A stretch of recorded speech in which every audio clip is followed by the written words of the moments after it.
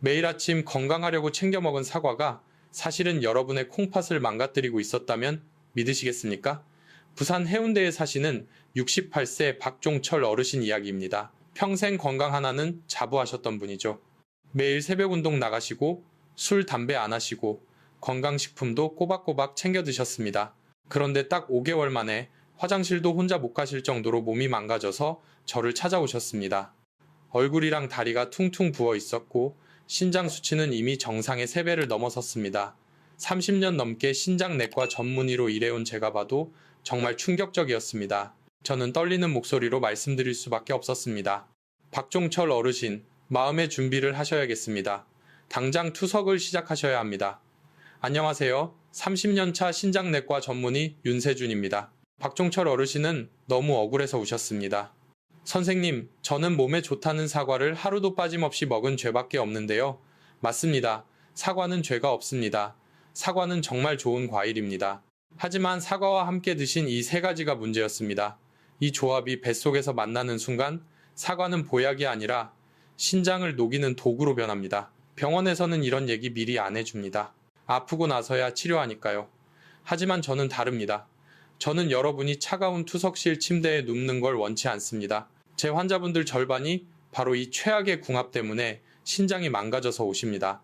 더 무서운 건 1위로 꼽히는 음식은 우리 한국 어르신 10분 중 9분이 지금도 밥상에서 사과랑 같이 드시고 있다는 겁니다. 오늘 이 영상 끝까지 보시면 박종철 어르신처럼 투석 직전에서 기적처럼 회복하는 방법을 알게 되십니다.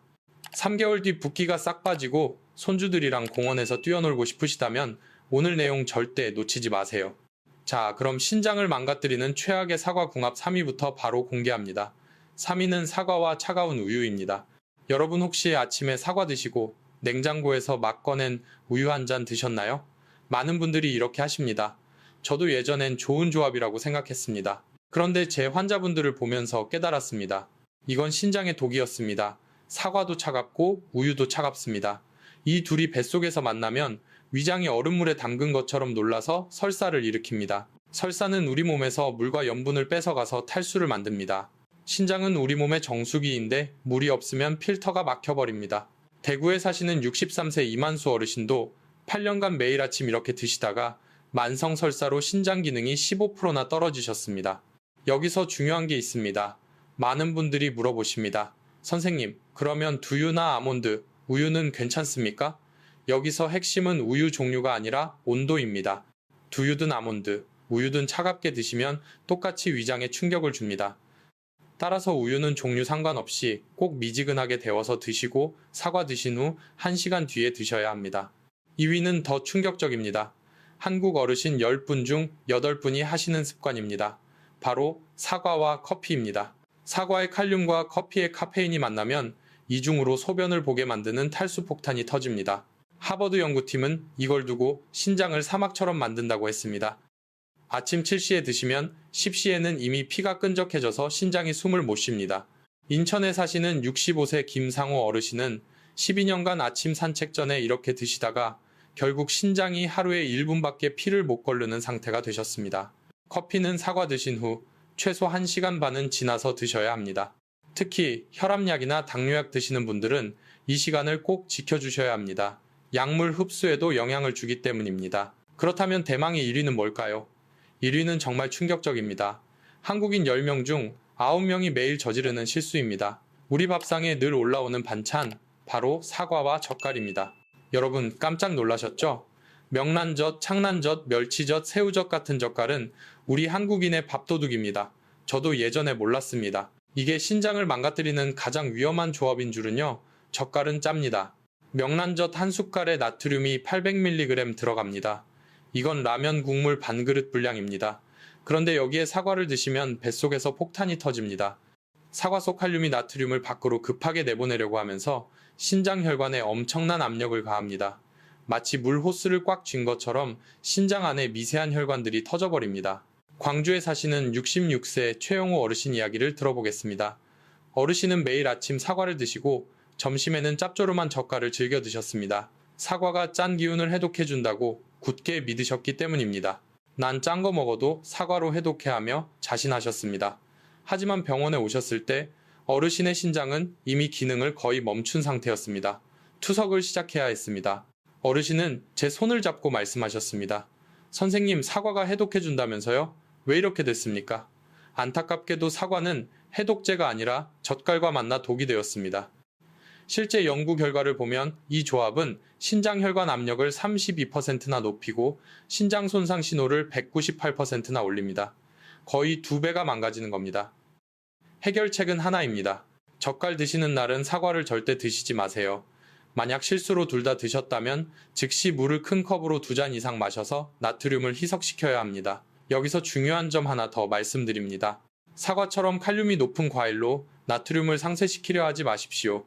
그건 콩팥에 과부하를 주는 행위입니다. 차라리 맑은 물이 콩팥을 살립니다. 자, 여기까지가 절대 피해야 할 3가지였습니다. 그렇다면 이제 어떻게 해야 할까요? 이 3가지만 피하면 내 신장이 안전할까요? 아닙니다. 우리가 꼭 알아야 할 2가지 황금 원칙이 남아 있습니다. 이걸 모르면 3가지를 피해도 소용없습니다. 투석실에 가지 않으려면 반드시 지켜야 할 그 원칙을 지금부터 공개합니다. 황금 원칙 첫 번째는 아침 첫 소변 색깔 체크입니다. 여러분 매일 아침 화장실 가시죠? 그때 소변 색깔 보시나요? 대부분 안 보십니다. 그냥 물 내리고 나오십니다. 그런데 이게 가장 큰 실수입니다. 소변 색깔은 우리 신장이 보내는 신호입니다. 신장은 말을 못합니다. 아파도 꾹 참고 유일하게 소변으로 신호를 보냅니다. 색깔별로 자세히 보겠습니다. 첫째, 맑은 연노란색입니다. 레모네이드 같은 색깔입니다. 이건 아주 건강합니다. 신장이 잘 일하고 있다는 뜻입니다. 둘째, 진한 노란색입니다. 오렌지 주스 색깔입니다. 이건 위험 신호입니다. 물이 부족합니다. 지금 당장 물 2컵을 드셔야 합니다. 셋째, 갈색입니다. 콜라 색깔입니다. 이건 정말 위험합니다. 신장이 거의 일을 못하고 찌꺼기가 쌓이고 있다는 뜻입니다. 물 1리터를 드시고 바로 병원으로 오셔야 합니다. 넷째, 빨간색이거나 거품이 많습니다. 이건 응급입니다. 신장에서 피가 나오거나 단백질이 새고 있습니다. 지금 당장 119 부르셔야 합니다. 아침에 딱 10초만 보시면 됩니다. 이 10초가 여러분 신장을 지킵니다.